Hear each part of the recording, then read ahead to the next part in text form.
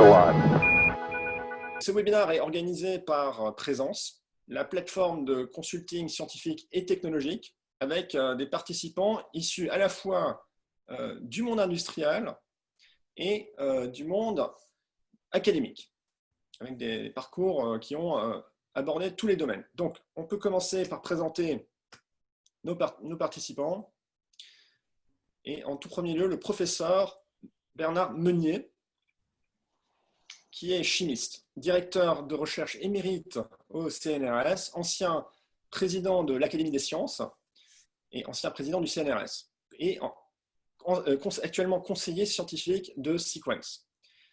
Sequence, une entreprise dont le directeur scientifique est Gérard Guillamot, présent avec nous, qui est aussi ancien directeur R&D de PCAS. Il a commencé sa carrière dans l'industrie pharmaceutique chez Merrell Dow, et il est ensuite passé chez Schwarz, PCAS et enfin Sequence.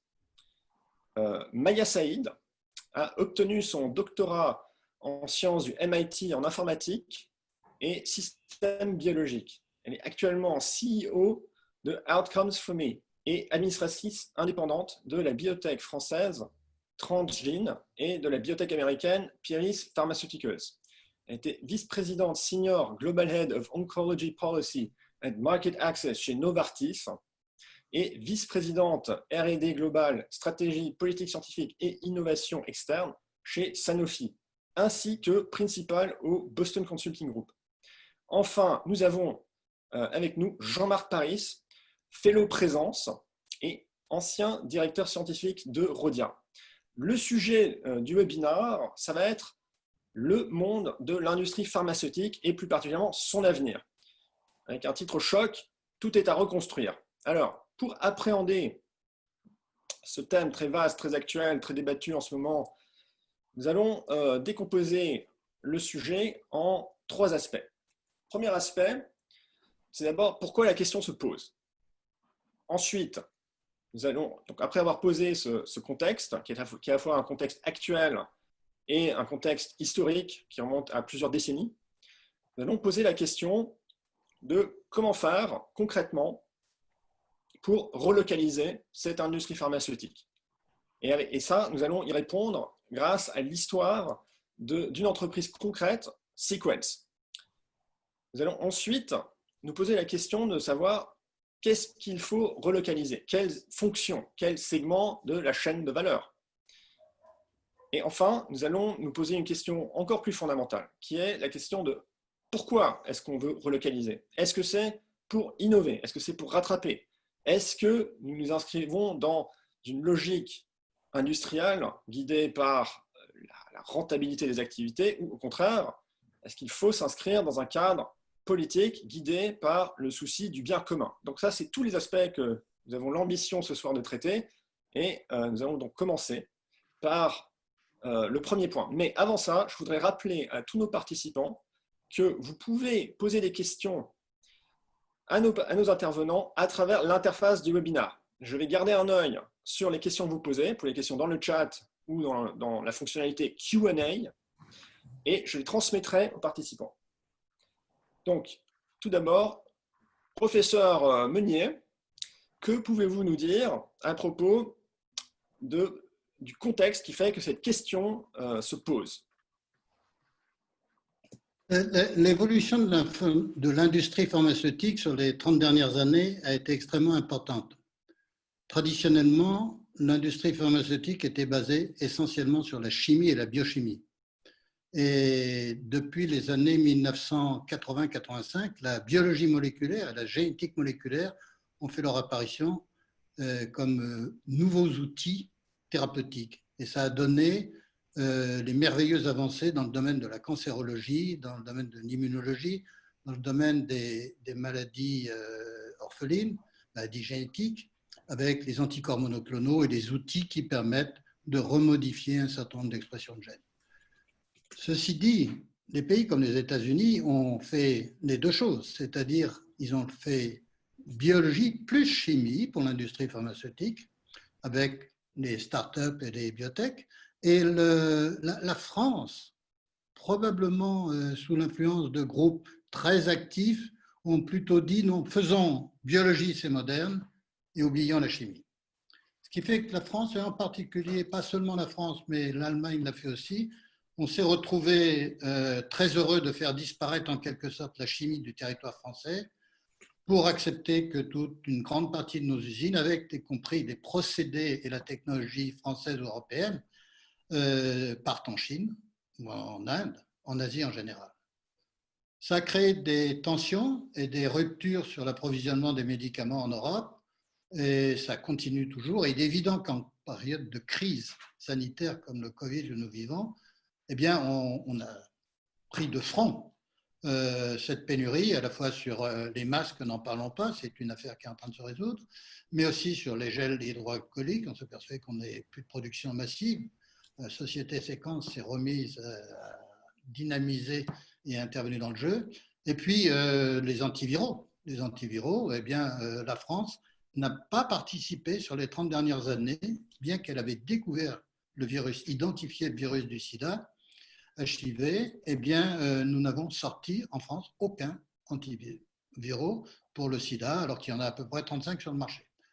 Donc voilà, ces choses qui étaient connues des gens du métier, connues des décideurs, mais un peu cachées sous le tapis, ont été un peu révélées par la crise sanitaire. Voilà un peu le contexte général.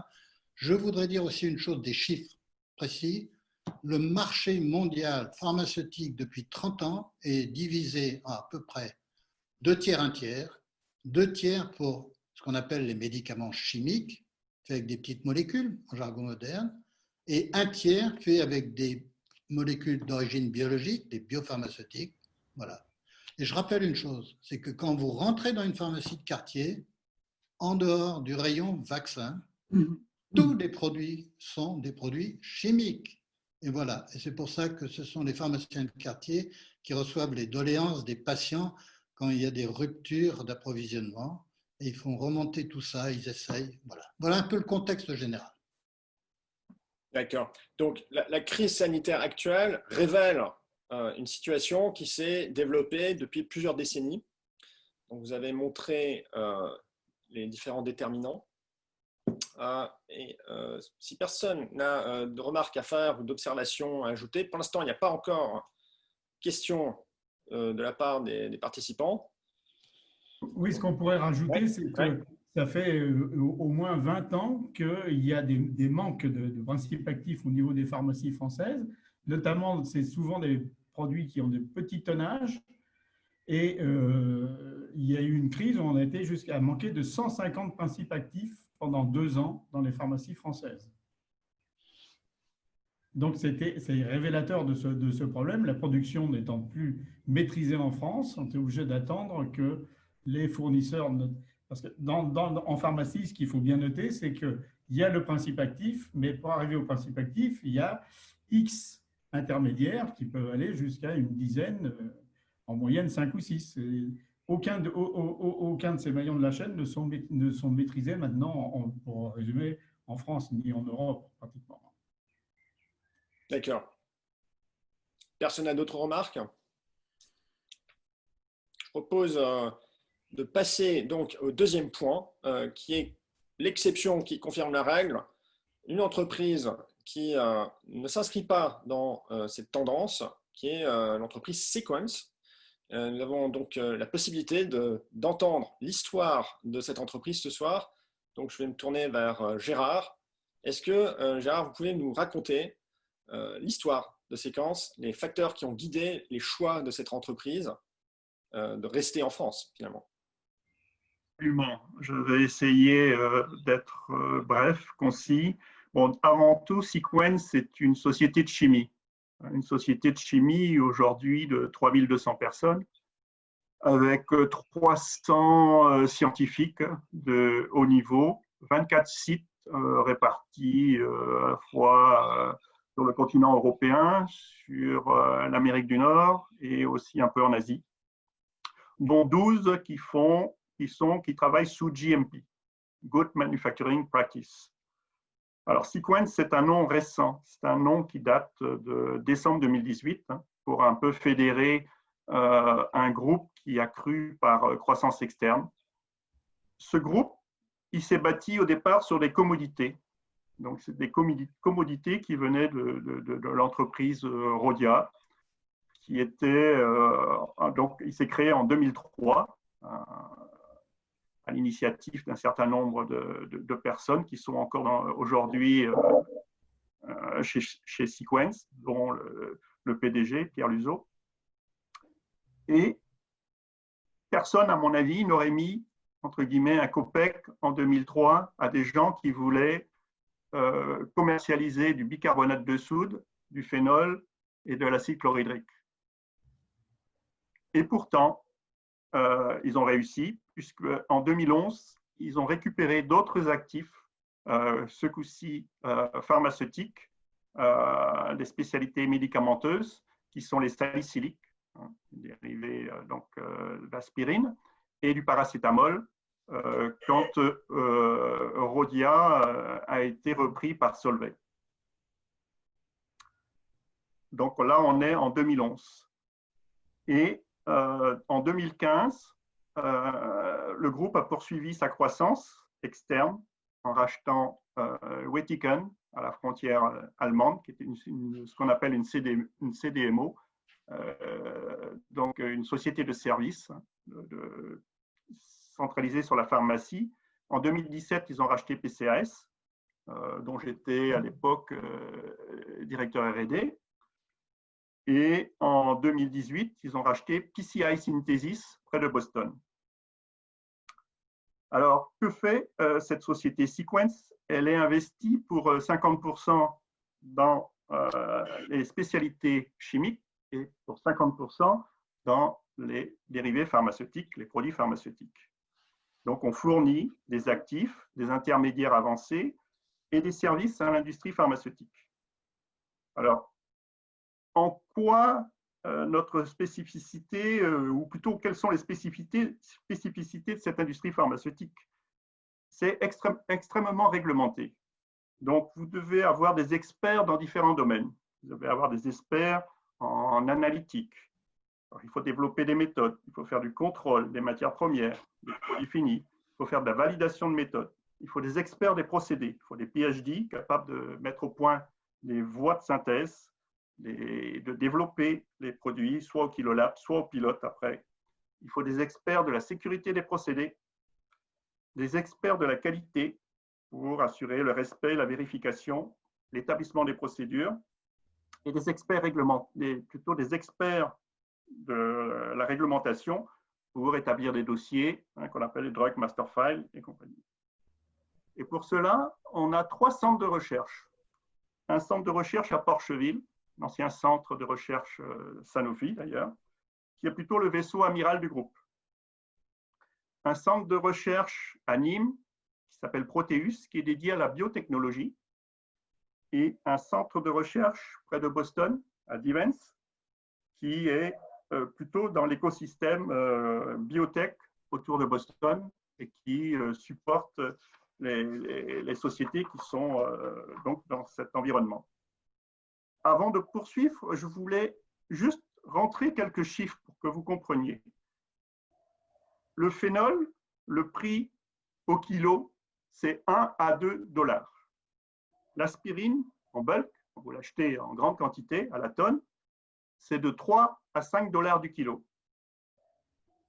Quand vous passez ensuite sur les produits propriétaires, qu'on appelle propriétaires, mais qui sont finalement des génériques, des anciens API, ils sont vendus en général entre 100 et 1000 $ du kilo.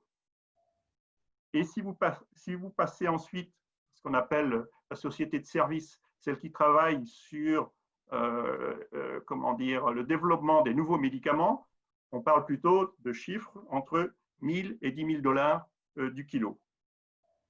Alors, je voudrais revenir pour expliquer sur la résilience que nous avons pu avoir sur la partie de 2003, c'est-à-dire le bicarbonate,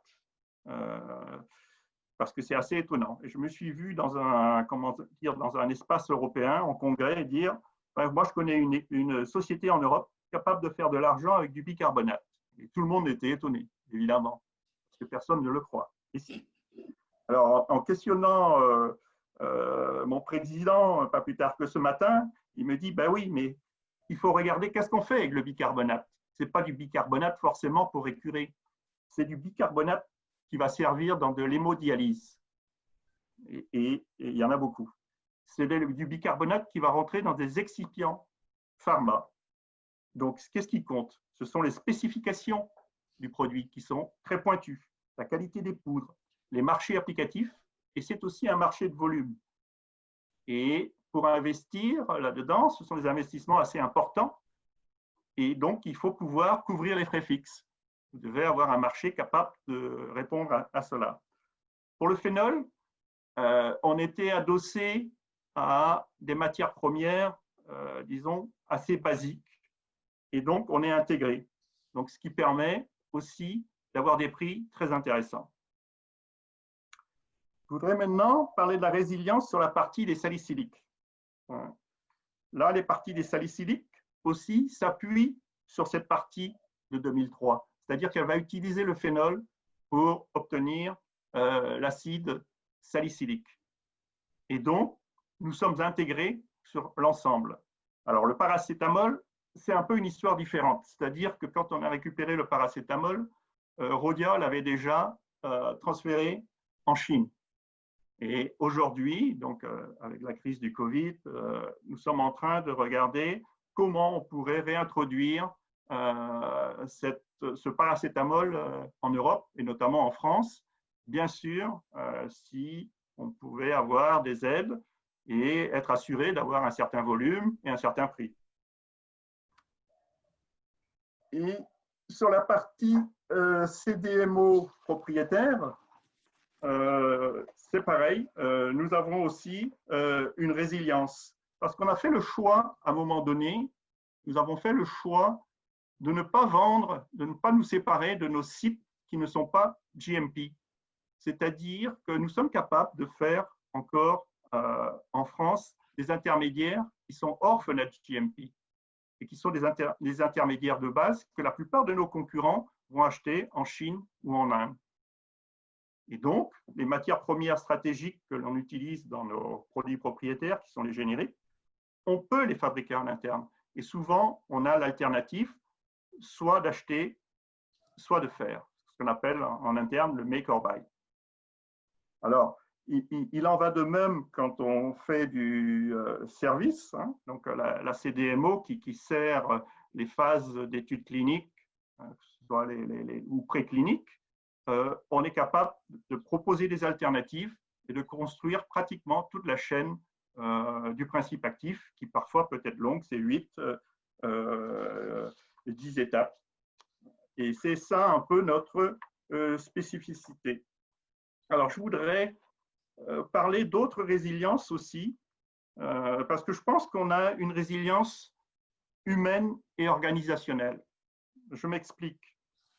Dans les règles, pas les règles, mais le cadre de travail du groupe, si vous voulez, il y en a qui sont qualifiés comme étant de la solidarité, de la persévérance, de l'agilité et de la réactivité. Et je trouve que ce sont vraiment des mots qui qualifient la résilience de notre personnel. La résilience aussi de nos outils de production. Effectivement, nous pouvons offrir une seconde source. Quand nous allons, et nous devons le déclarer dans nos dossiers réglementaires, fabriquer un principe actif sur un site européen, nous pouvons dire, OK, on va vous mettre dans votre dossier un deuxième site, ce qui vous assure de la pérennité de la fourniture.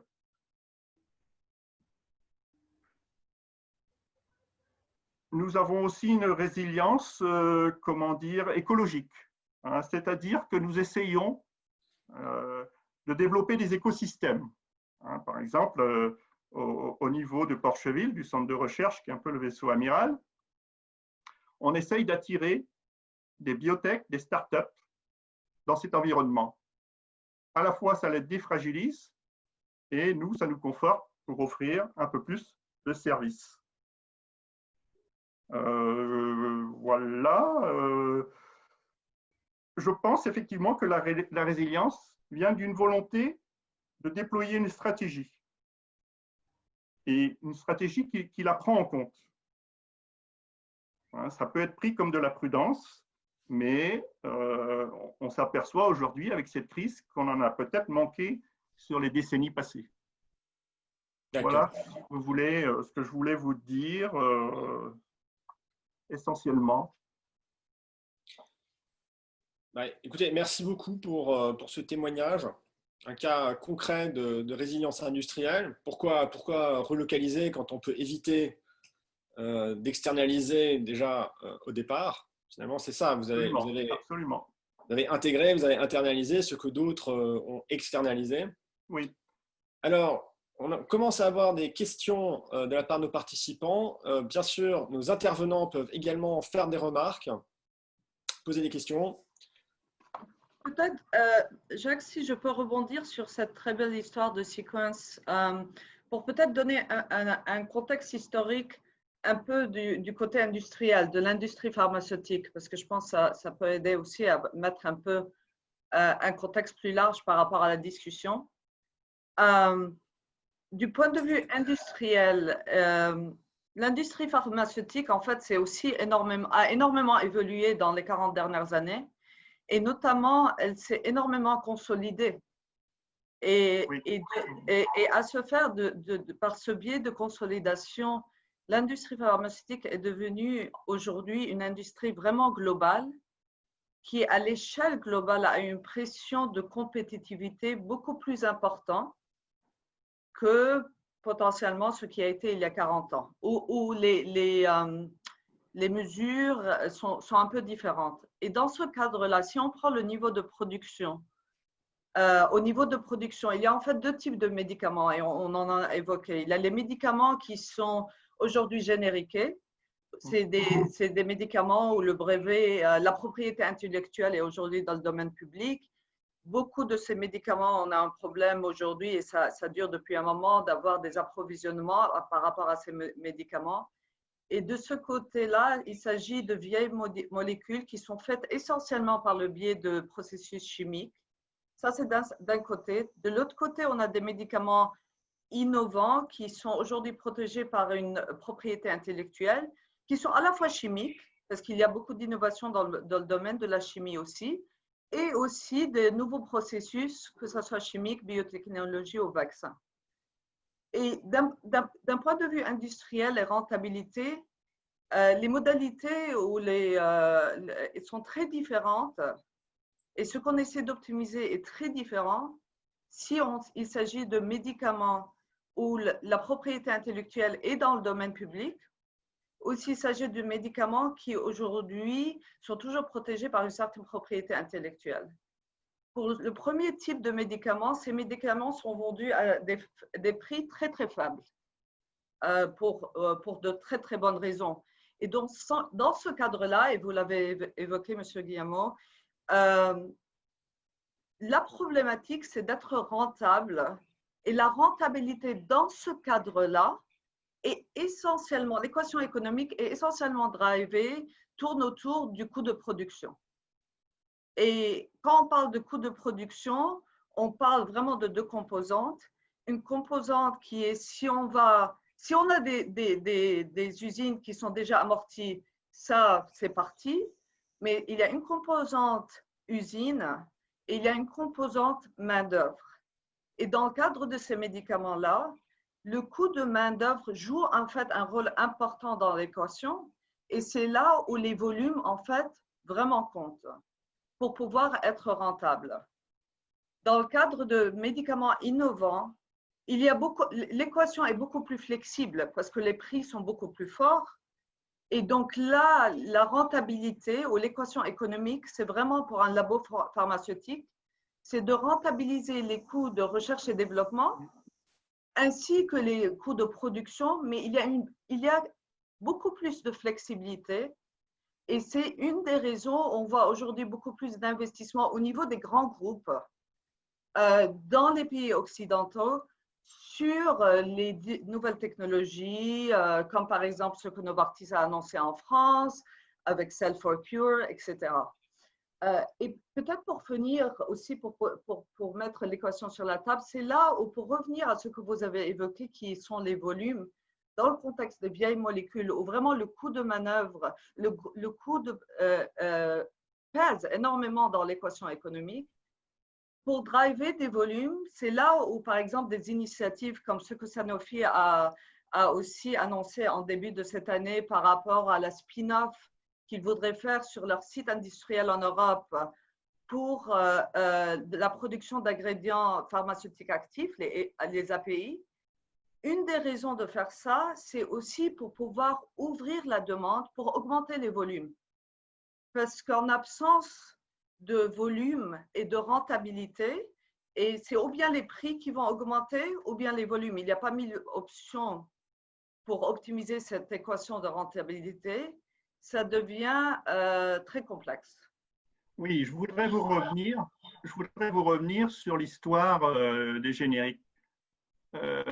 En Europe, effectivement, on connaît des prix de génériques extrêmement bas parce que c'est la politique que l'on veut appliquer.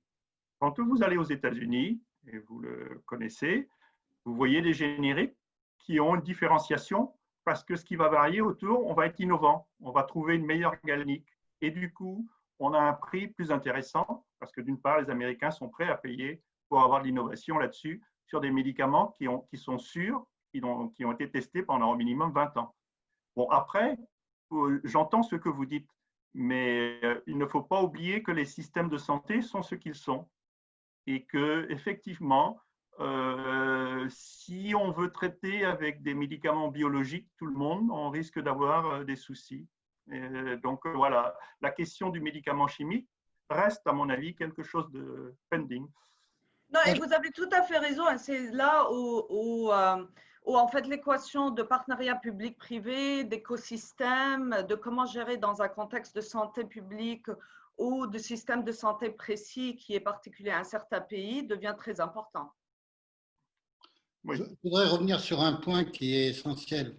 Il y a le problème des vieilles molécules, entre guillemets. Il faut dire que souvent, ce sont des molécules qui ont été découvertes et motivées parce qu'il fallait guérir beaucoup de monde sur des maladies. La plupart des antibiotiques sont génériqués actuellement, mais sans ces antibiotiques, il n'y aurait pas de possibilité d'éviter les septicémies et les infections bactériennes. On n'est pas dans le domaine du cancer, où il s'agit de différencier entre une cellule tumorale et une cellule humaine. Là, il s'agit de tuer une bactérie ou de tuer un virus. La stratégie d'abaissement des coûts pour un certain nombre de groupes pharmaceutiques, on fait à peu près l'erreur que l'on fait dans les appels d'offres des collectivités territoriales, quand on veut faire construire une usine, un hôpital ou des routes. Il y a deux stratégies. Soit vous faites le moins 10 ans et vous regardez uniquement celui qui propose le moins cher, sans vous préoccuper de la qualité, ou faites le mieux 10 ans. Le mieux 10 ans vous permet d'ajuster les choses. Je crois que l'erreur du moins 10 ans pour l'approvisionnement des médicaments en Europe, tout le monde était content. La sécurité sociale en France exerce une pression formidable sur les groupes pharmaceutiques en disant « produisez moins cher ». Vous avez à la fois la pression pour faire diminuer les prix par les acteurs publics, les assurances sociales ou les assurances privées, et donc tout le monde était d'accord pendant très longtemps, sauf que, in fine, la qualité, le maintien, la garantie de l'approvisionnement n'existe plus. Et le patient, celui qui se retrouve dans la pharmacie, celui qui va voir son sénateur, son député, le Sénat a produit un excellent rapport sur le problème de la rupture d'approvisionnement dans les pharmacies françaises. Il y a 2 ans ou 3 ans, ce rapport a été, comme tous les rapports de la République française, enterré sous une autre pile, dominé par d'autres rapports sur les 20 dernières années. Et ça, c'est la stratégie. Mais maintenant, la réalité, c'est cela. Donc, soit l'industrie pharmaceutique, dans son ensemble, est maintenant l'opinion publique contre elle. Parce qu'elle vend à la fois des traitements à 100 000, 200 000 ou 500 000 euros pour gagner 3, 6 mois ou 8 mois d'espérance de vie, et de l'autre côté, a des difficultés à fournir les pharmacies de quartier avec des médicaments qui correspondent aux besoins de 90% de la population.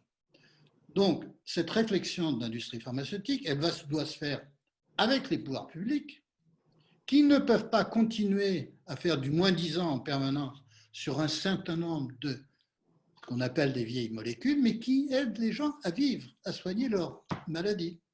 Et donc, je crois que il va falloir mettre tout le monde autour de la table pour avoir une excellente discussion. Probablement que la crise du Covid va nous amener à avoir cette réflexion. C'est une réflexion qui ne soit pas uniquement motivée par le fait qu'on va gagner 3 centimes de plus sur une boîte de paracétamol vendue sous un nom d'une excellente marque, d'un excellent groupe. Je ne vais pas faire de la publicité pour le groupe Sanofi, mais on peut le citer, parce que l'image de marque, si Sanofi met du mauvais paracétamol dans son Doliprane, Sanofi se retrouve en difficulté. Donc, c'est cette équation-là, la relocalisation et le redéveloppement de l'industrie pharmaceutique en Europe, c'est ne pas perdre de vue qu'il faut toujours innover, même sur les vieilles molécules, pour avoir les meilleurs procédés, la meilleure qualité, des coûts aussi. Il faut bien voir on peut faire ça maintenant dans des usines qui ne ressemblent pas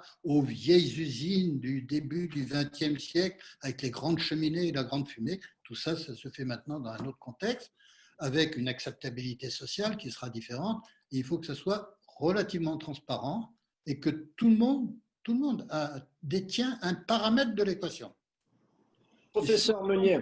Chaque paramètre d'équation, que l'on arrivera à avoir quelque chose. Peut-être y a-t-il. Professeur Meunier. Alors, votre intervention nous fait vraiment commencer à aborder la question de que faire et comment faire. Les questions que nous recevons de la part de nos participants vont dans ce sens. Donc, je vais quand même en transmettre quelques-unes et on pourra commencer à discuter donc de que faire.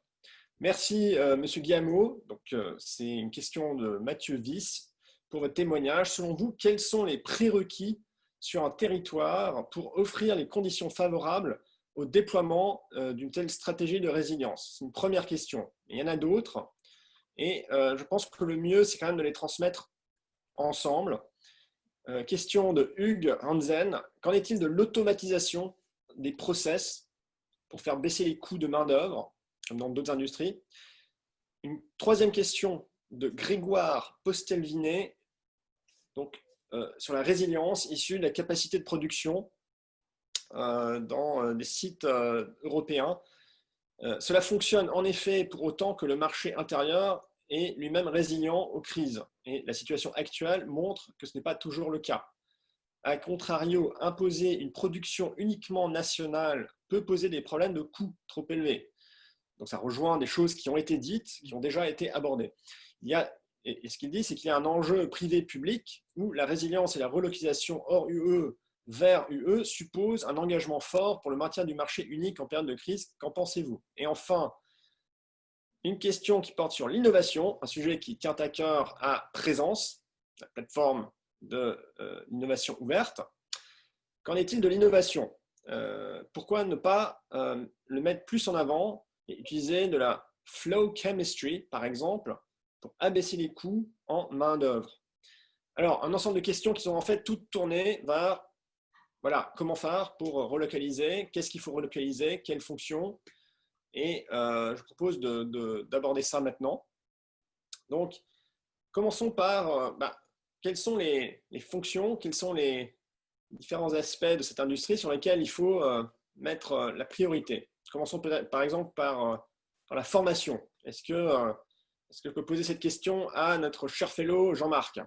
Oui, c'est une question qui me tient assez à cœur parce que je donne des cours dans différentes universités et écoles de chimie et on se rend compte comme la demande d'emploi pour l'industrie pharmaceutique au niveau de la synthèse chimique a nettement diminué depuis, on va dire maintenant 20 à 30 ans, beaucoup d'écoles de chimie notamment ont diminué les cours de chimie organique, qui est la science de base pour faire de la synthèse de médicaments, dans des proportions assez importantes. Ce qui fait que soit si on veut relocaliser, je pense qu'on aura des difficultés à embaucher des jeunes ingénieurs pour faire de la recherche de nouveaux médicaments, mais aussi pour embaucher des ingénieurs de développement qui sont très importants au niveau industriel, puisque ça dépend de la qualité de leur travail, dépend de la rentabilité d'une synthèse.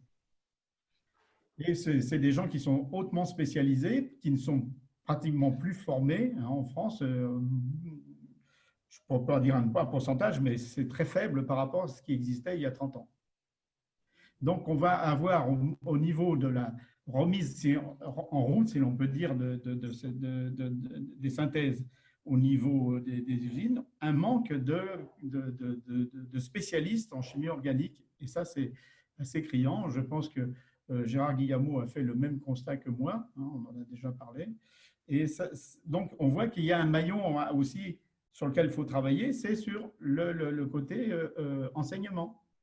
Oui, Jean-Marc, je voudrais compléter ce que tu dis, parce que je pense que le problème est encore plus grave, parce que, comme tu le sais, pour passer un doctorat, aujourd'hui, il faut un certain nombre d'années.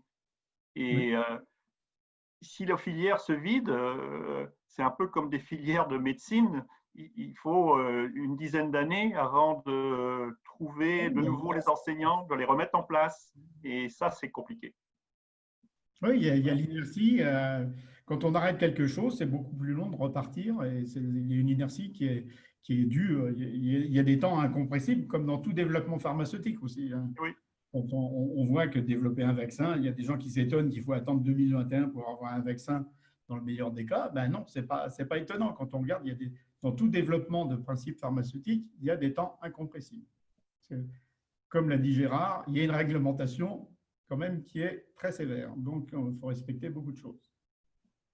Je voudrais une note d'optimisme sur la formation. N'oublions pas qu'un pourcentage non négligeable de nos ingénieurs et nos docteurs brillants ont été embauchés par l'industrie pharmaceutique ou l'industrie chimique à l'étranger.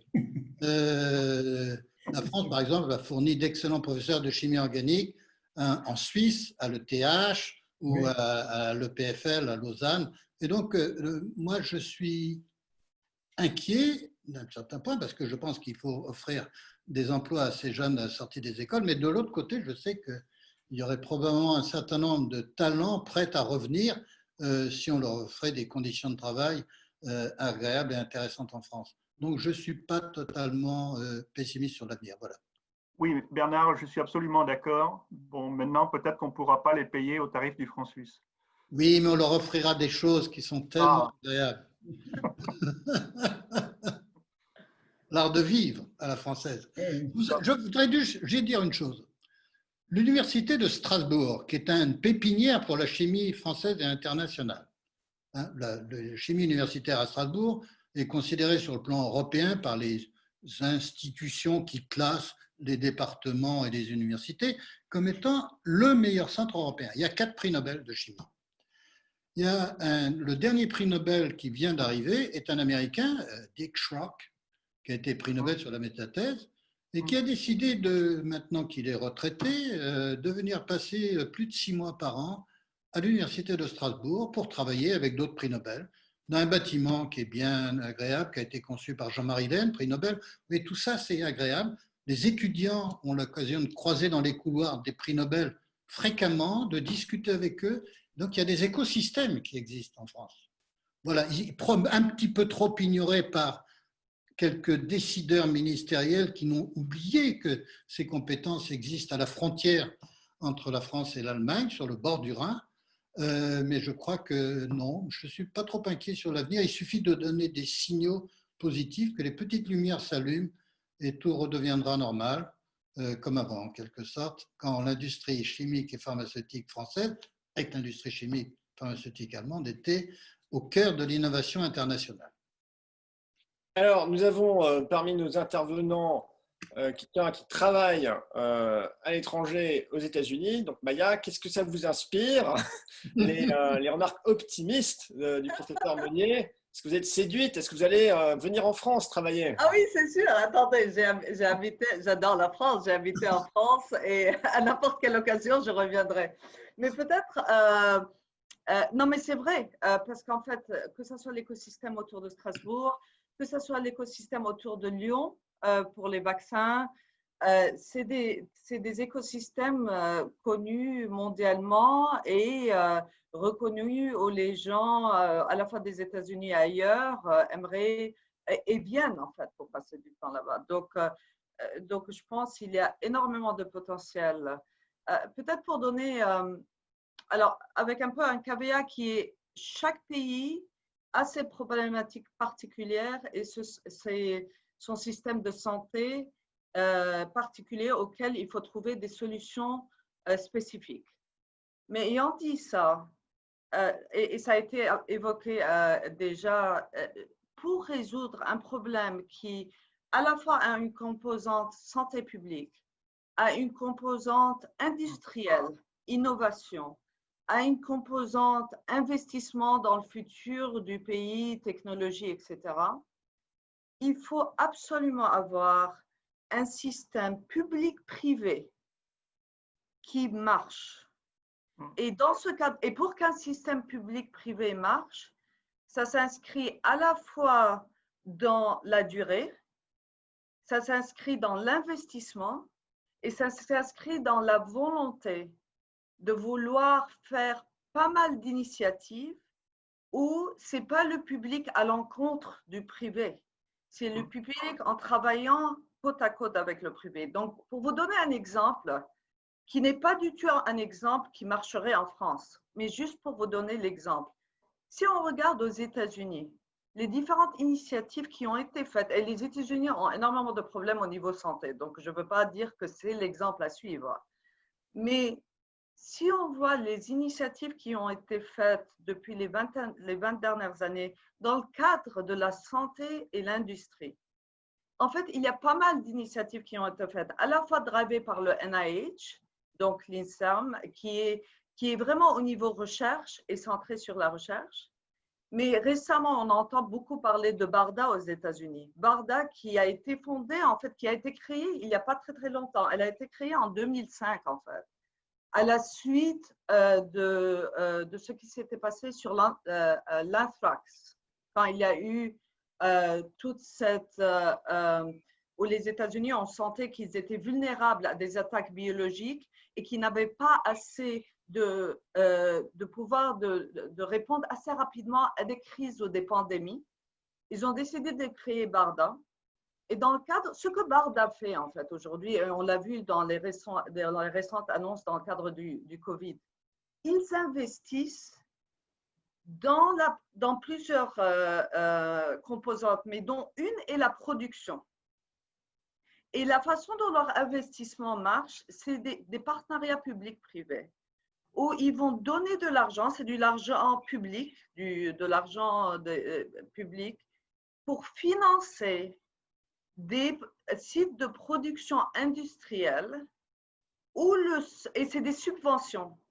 Mais alors je simplifie, mais la seule contrainte pour un industriel, et je simplifie, donc il y a beaucoup de caveats, c'est si jamais il y a une pandémie, ces sites vont être réquisitionnés pour vraie production pour la santé publique. Mais en absence de pandémie, que ce soit les Sanofi de ce monde, les AstraZeneca de ce monde, on n'a pas besoin, ce n'est pas des industriels uniquement américains. Ils peuvent utiliser ces sites de production pour leur profitabilité. Et donc, c'est un peu ce, entre guillemets, win-win public-privé, qui à la fois, il y a un investissement qui est fait pour des raisons de santé publique, c'est la raison BARDA investit, mais qui est fait d'une façon qui est faisable avec l'industrie, dans ce cadre-là, pharmaceutique, et qui est à long terme. Encore une fois, je ne pense pas qu'un modèle exactement comme ça potentiellement marcherait en France ou en Europe, mais il faut vraiment réfléchir comme ça, de façon systématique, public-privé, parce que c'est plusieurs composantes qui sont importantes et qui doivent être résolues, à la fois pour le bien public, mais aussi pour pouvoir avoir des industries qui fonctionnent en tant qu'industrie, pas en tant que bien public.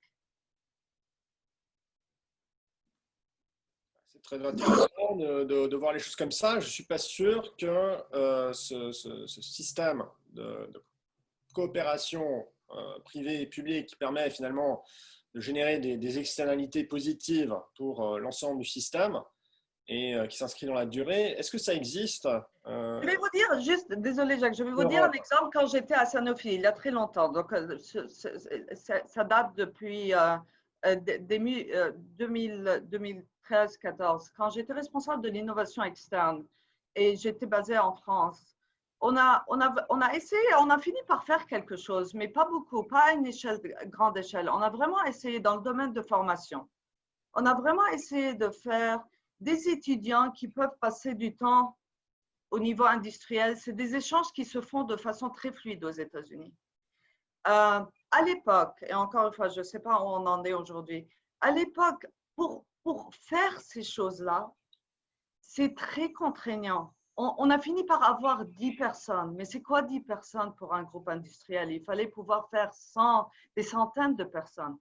Mais c'était très contraignant de pouvoir travailler et à cause de lois, etc., contraintes au niveau d'avoir des étudiants, toujours étudiants, donc ils n'ont pas fini, de pouvoir passer du temps dans des groupes industriels et revenir et le faire de façon plus fluide.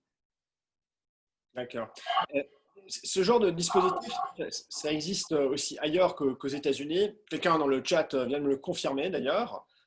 Qu'est-ce qu'on peut faire pour mettre au service de l'innovation Oui, alors, professeur. Une note d'humour. Le pays qui a réussi le partenariat public-privé de manière extraordinaire, il existe. C'est la Chine. Oui, oui. Absolument, oui. Oui. Alors, rigolons un peu. Je crois que par contre, l'Europe est très réticente pour des raisons historiques, et la France encore plus que d'autres pays européens, au partenariat public-privé. Quand on regarde les chiffres, la santé, le budget de la santé en France est de l'ordre de 11,5 à 12% du PIB. Du PIB. On est sur des centaines de milliards.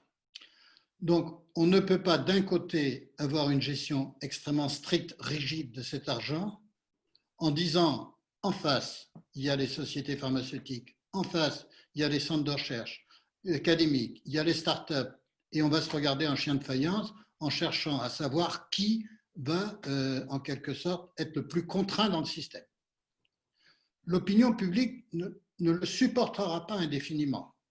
Ça allait bien tant qu'il y avait de l'huile, qu'il n'y avait pas de rupture d'approvisionnement, que sur le problème de l'innovation et que dans les crises sanitaires, tout se passait bien. Ce n'est pas le cas actuellement. Donc, il va falloir se remettre autour de la table et effectivement avoir une volonté qui va se traduire, à mon sens, par les pouvoirs politiques français, par exemple, en recréant un grand ministère de l'industrie. J'ai dû prononcer cette chose-là depuis 10 ans. À une époque, on rigolait beaucoup parce qu'on pensait que l'industrie n'avait plus besoin de ministère. Et puis là, maintenant, je sens tout de même que peut-être que dans les prochains temps, il y aura un ministère de l'industrie avec un ministre d'État qui sera un partenaire sérieux vis-à-vis de tout le monde pour participer à la réindustrialisation. Au niveau européen aussi, on sent bien que la disparition de l'industrie, une grande partie de l'industrie pharmaceutique, chimique et ainsi de suite pose problème. Mais je ne vois pas les Allemands, l'Allemagne démanteler BASF et Bayer. Donc, on va peut-être retrouver ça. Le partenariat des fondations sur l'innovation thérapeutique est essentiel.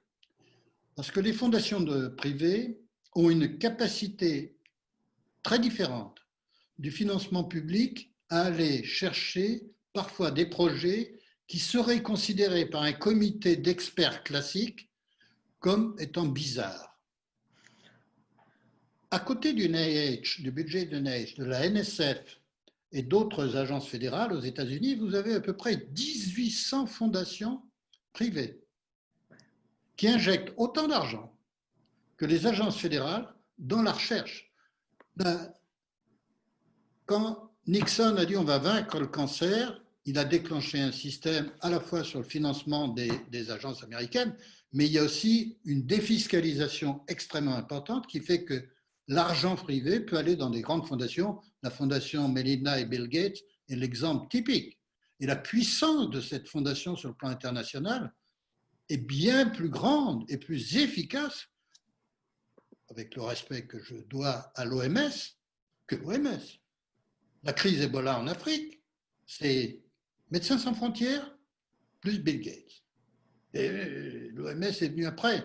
Mais on sent bien que dans les grandes crises, il va falloir cette souplesse. Et cette souplesse, elle est apportée dans les partenariats publics-privés. Je crois qu'on n'y échappera pas. Alors, une question qui vient d'Albert Mège, le fondateur de Présence. Quelle personnalité a le bon profil pour être le ministre d'État de l'industrie, voire le ministre de l'industrie tout court? Alors écoutez, ça c'est une question à transmettre au meilleur niveau. Le président de la République doit probablement réfléchir à ça, Je j'imagine. vais réfléchir à ça, d'accord. Mais quel type de profil? Pas forcément un nom. Il faut un industriel, quelqu'un qui ait une réelle formation d'industriel. Je pense que dans notre formation de décideurs français, nous avons actuellement probablement un peu raté ce qui avait fait la force de la France, de l'administration française, c'est l'alliance dans les ingénieurs, les grands corps d'État, avec les personnes sorties de l'École nationale d'administration. Donc là, peut-être que l'on a besoin de réinjecter et surtout de s'écouter les uns les autres et de ne pas considérer que la France va survivre avec le concept des années 90-2000 qui était la société post-industrielle. Quelle erreur, quel mauvais mot, quelle mauvaise terminologie. On avait pu faire croire aux gens qu'on allait vivre presque sans agriculteurs et sans industriels. Alors, une question encore. Est-ce que dans les deux parties que vous avez évoquées, donc les ingénieurs et finalement les technocrates, est-ce que les technocrates vont comprendre votre point de vue? Est-ce qu'ils vont d'eux-mêmes se dire, oui, ce qu'il nous faudrait, c'est un profil qui ne soit pas le nôtre? D'eux-mêmes, ils vont comprendre, sinon ils seront balayés par l'histoire. Ah, d'accord. Regardez ce qui s'est passé dans les hôpitaux. Les hôpitaux français sont des hôpitaux très intéressants. Il y a sur 100 salariés dans un hôpital, 35 qui travaillent dans l'administration. Les anciens se souviennent que ça représentait non pas 35% du personnel il y a 30-40 ans, mais entre 7 et 8%. Bon, la PHP à Paris a eu à faire face à des conditions très difficiles avec la crise sanitaire que l'on connaît encore. La réorganisation des services hospitaliers, ce n'est pas fait avec des réunions indéfinies et des projets. Elle s'est faite avec le personnel soignant. La cohésion du personnel soignant dans les hôpitaux français face à la crise du Covid a démontré une chose, c'est que quand il y a une détermination de la part du personnel soignant et que le personnel administratif des hôpitaux se met au service, je dis bien au service, du personnel soignant pour aider au bon fonctionnement de l'hôpital, on s'aperçoit qu'en quelques jours, les hôpitaux français ont été capables de faire face à une crise majeure, l'arrivée de milliers de patients dans les services de réanimation. On a organisé en France des salles de réanimation dans des endroits qui n'étaient pas prévus pour ça. Le personnel soignant dans les hôpitaux français a fait des prouesses médicales et techniques exemplaires.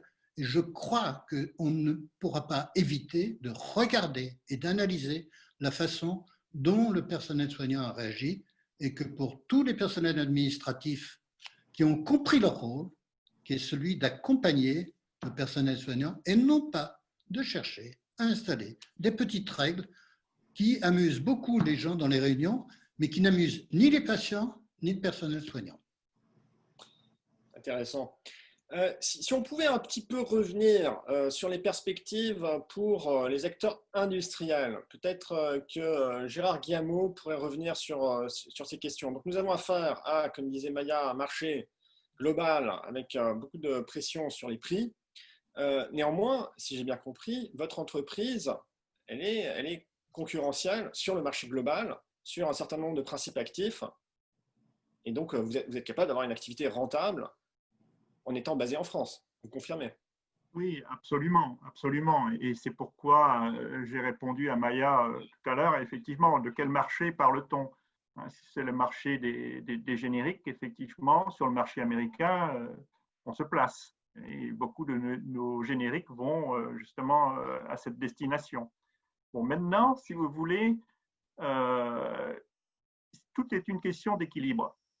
les médicaments innovants que l'on traite, puisqu'on travaille pour les 20 ou 30 premières sociétés pharmaceutiques au monde, que ce soit les anticancéreux ou d'autres, il faut les élaborer. Ces molécules sont souvent assez compliquées, mais quelque part, si vous voulez, on met de la technologie. On met, comme a dit un des auditeurs, on va mettre de la flow chemistry. Ça, on sait faire. C'est-à-dire des méthodologies. Comme on vient en plus de la chimie de spécialité, voire de commodité, on connaît ces techniques. On a des ingénieurs capables de les mettre en place et donc d'opérer.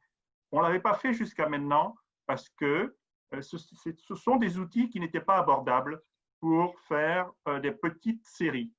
Et aujourd'hui, ces outils permettent de faire des petites séries. Ces outils permettent de faire des réactions que l'on avait sous-traitées en Asie, qui sont des opérations, par exemple, de fluoration, de nitration, des réactions difficiles que l'on n'aimait pas trop faire en France, mais aussi en Europe. Et aujourd'hui, on peut les rapatrier parce qu'avec cette flow chemistry, donc cette chimie en flux, on peut faire des réactions très difficiles dans des tout petits volumes, donc en prenant des risques très faibles. Et ça permet donc d'intégrer 2, 3, 4 réactions dans la même séquence, et donc de réduire considérablement l'impact. Est-ce qu'on peut dire que l'innovation fait partie des clés qui permettent d'envisager d'avoir des activités industrielles dans des pays où le coût de la main-d'œuvre est plus élevé? Oui, bien évidemment. Bien évidemment. Et concrètement, c'est ce que vous faites? Oui. Alors. Il y a pas mal d'exemples en chimie où la technologie de chimie a permis à l'industrie européenne ou américaine de se protéger de l'industrie chinoise. Il y a un exemple qui est bien connu, c'est la vanilline. Parce que la technologie développée est difficile à mettre en œuvre si on n'a pas les bons ingénieurs, les bons catalyseurs. C'est pour ça qu'on produit encore en France des milliers de tonnes de vanilline, alors qu'il y a des concurrents chinois. Donc, si j'étais provocant, j'aurais envie de dire, même en l'absence d'intervention des autorités publiques, est-ce qu'on ne pourrait pas identifier un certain nombre de domaines où l'innovation technologique permet en fait d'établir des activités rentables en chimie dans des secteurs comme l'industrie pharmaceutique, en France, en Europe? Oui, mais comme le soulignait tout à l'heure Maya, c'est un problème à un moment donné d'investissement. Mmh. Quand les outils sont amortis, évidemment, on peut être compétitif. Mais à un moment donné, on a besoin d'aide pour démarrer la phase de démonstration d'efficacité de ces outils. Et là, on a besoin d'être accompagné. Il y a aussi une marge de manœuvre au niveau de l'État français. Le coût de la main-d'œuvre en Chine est en train d'évoluer. Le développement du pays fait que le salaire moyen et les coûts salariaux augmentent. Vous avez tout de même remarqué que les ingénieurs, les cadres et les ouvriers chinois achètent beaucoup de voitures. On n'est pas tout à fait dans la même situation qu'il y a 40 ans en Chine, où tout le monde allait à l'usine en vélo. Donc, on a des augmentations de coûts salariaux en Chine.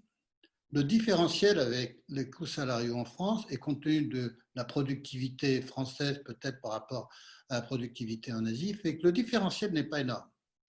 Et si l'État français arrête, limite la pression sur les entreprises industrielles qui ont été considérées souvent comme la variable d'ajustement du budget de l'État en introduisant un certain nombre de taxes supplémentaires, c'est toujours bien vu.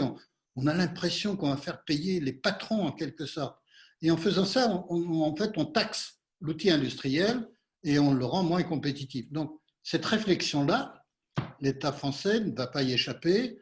Et la réindustrialisation, c'est aussi de se modérer dans la taxation du travail en France, de façon à ce que l'outil industriel puisse s'épanouir et être compétitif. Vous ne pouvez pas complètement charger en taxes. On connaît la différence entre la France et l'Allemagne, qui est de l'ordre de 20 à 25%. Et donc, voilà. Le jour où l'Allemagne va délocaliser massivement ses usines automobiles, non pas en Tchéquie, mais en France, parce que nous serons devenus très attractifs, à ce moment-là, on aura réussi notre reconversion industrielle. Et juste pour rebondir sur ce point, et le point de Gérard, quand un groupe industriel international décide où investir, ce groupe ne va pas investir dans chaque pays. Il a besoin de faire un choix. Et ce choix est drivé par à la fois s'il y a des accompagnements ou des aides, mais aussi par la sécurisation d'une certaine stabilité, qu'il n'y aura pas des mauvaises surprises. Et s'il y a des mauvaises surprises dans le passé, le groupe ne va pas prendre de risques pour mettre des investissements qui sont très importants. Quand on parle d'innovation, il y a des investissements importants. Dans un pays où il va prendre le risque d'avoir une taxation ou quelque chose d'ultérieur. Aujourd'hui, si vous voyez même des groupes comme Moderna, qui sont gérés par des patrons français, aux États-Unis, quand ils décident d'investir en Europe, ils ont fait le partenariat avec l'ANSA. Leur site de production en Europe va être la Suisse. Ils n'ont pas décidé d'aller en Chine. Personne ne va aller en Chine pour ce type d'investissement. Mais en Europe, ils ont choisi la Suisse, ils n'ont pas choisi la France. Ah, la stabilité suisse, c'est ça qui est important. Ouais. Quand on s'engage en Suisse, on peut s'engager sur 15 ans ou 20 ans. On ne change pas les rôles comme ça tout le temps, tous les 15 jours. On réfléchit avant. C'est extrêmement important. Pardon, je ne devrais pas trop faire ça, mais j'ai une grande admiration pour la façon dont les Suisses gèrent leur industrie. Il y a quand même un participant dans les commentaires qui est très actif, qui est Grégoire Postel-Vinet. Alors, d'abord, il y a plusieurs points sur lesquels il intervient. Il attire mon attention sur l'existence d'un Conseil national de l'industrie qui couvre plusieurs thèmes, dont celui de la santé, les technologies de santé, industrie et technologies de santé, qui identifie d'ailleurs des thèmes technologiques pour l'avenir, pour développer l'innovation. Ensuite, il attire l'attention sur le fait que, certes, il faut baisser les impôts qui pèsent sur l'activité. Il remarque néanmoins que une grande partie de ces impôts sont liés aux collectivités locales et non pas à l'État. Je ne sais pas si ça permet d'envisager de baisser facilement ces charges. Et oui, il converge sur l'idée qu'il faut néanmoins réduire ces charges. Alors, on approche de la fin du webinaire. Je voudrais vous donner l'occasion d'avoir le mot de la fin. Est-ce que vous voulez ajouter quelque chose qui n'a peut-être pas été abordé ou insister sur un message? J'aimerais ajouter un dernier point qui me tient à cœur, parce que c'est ce que mon entreprise Outcomes for Me fait. C'est in fine, là aujourd'hui on a parlé du médicament, mais ce qui est important dans la santé, c'est la prise en charge du patient. Et le médicament est un élément dans l'équation. C'est vraiment quel est le système de s'assurer que la prise en charge dans sa totalité, elle est bien faite. Et le médicament en est une composante. Donc, dans ce cadre-là, élargir peut-être aussi à un moment la discussion autour de ce que ça veut dire prise en charge du patient, et notamment aussi un peu capitaliser sur des crises. On dit en anglais « never have a crisis wasted ». Donc, il y a eu une crise, il y a des opportunités, apprenons de ça. Et par exemple, l'arrivée de la télémédecine qui a été accélérée de façon énorme, à la fois dans le monde en fait. Et comment, avec les nouvelles technologies aussi, technologies de télémédecine, big data, tout ça, comment on peut aussi s'assurer qu'on accélère en fait ce qui est un meilleur outcomes pour le patient, une vraie prise en charge du patient. Donc, mettre les nouvelles technologies au service de la prise en charge du patient. Oui. Oui, dans un cadre de continuité. Le médicament en est un élément, mais ce n'est pas le seul. Moi, je voudrais intervenir en disant quand même, et je le suis régulièrement, ce sont les molécules qui sont agréées par la FDA depuis maintenant, je le suis depuis au moins 20 ans, et je vois que les médicaments chimiques restent toujours autour de 70% du portefeuille.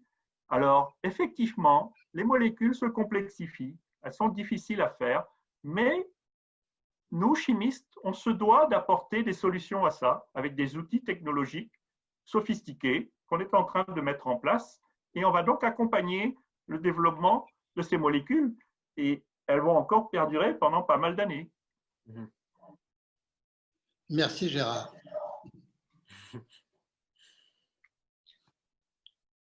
Donc Bernard, Jean-Marc, avez-vous Oui. quelque chose à ajouter peut-être?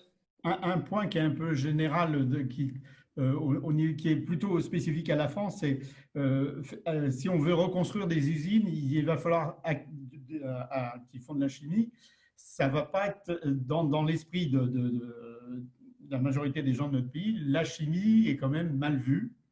Et faire accepter une usine à un endroit précis à l'intérieur de la France, on se rend compte que ça peut être très délicat et difficile. Il y a eu beaucoup d'expériences, ne serait-ce que quand on prend l'histoire d'incinérateurs, qui maintenant, les incinérateurs d'ordures ménagères sont très performants, ne polluent pas, mais pour implanter un incinérateur quelque part, ça prend des mois et des mois, voire des années. Donc il y a aussi ce frein qu'on a installé, je ne sais pas comment, je ne veux pas aller trop loin, mais je pense que c'est un frein qu'on a installé vis-à-vis de l'industrie chimique. C'est juste. Jean-Marc, oui.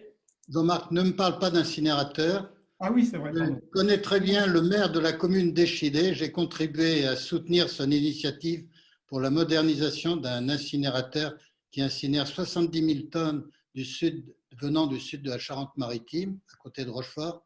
Et il y a eu des choses extraordinaires, l'annulation d'un permis de construire un mois avant l'inauguration d'incinérateur. Ça, quelque chose, la France est tout à fait remarquable.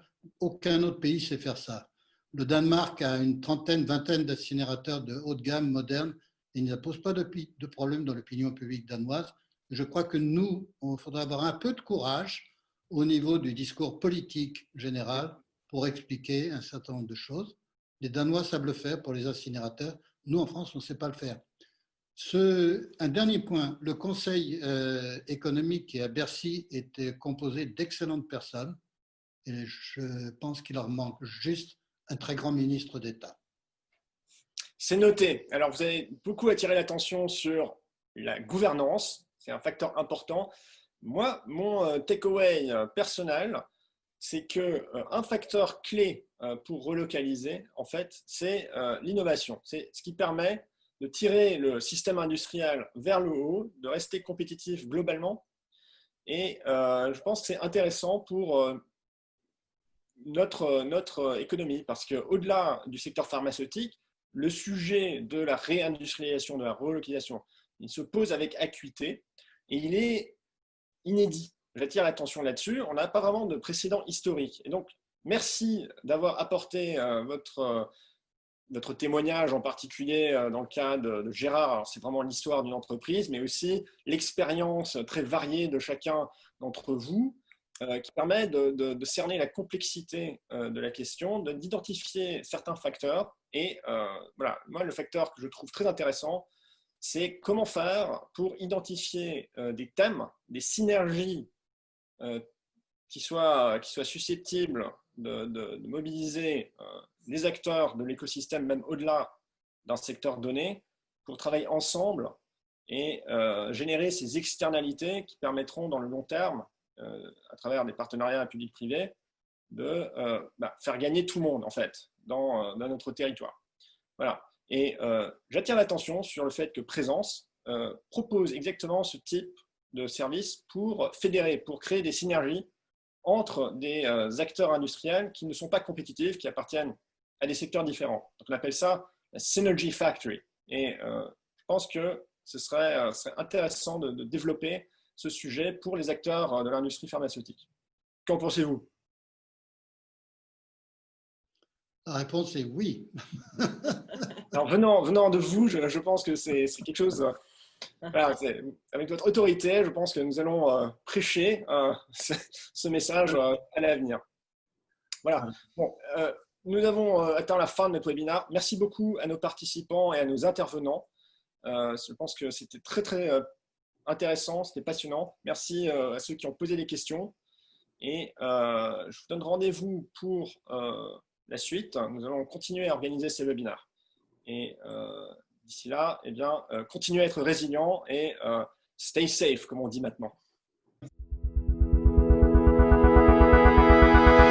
Thanks a lot.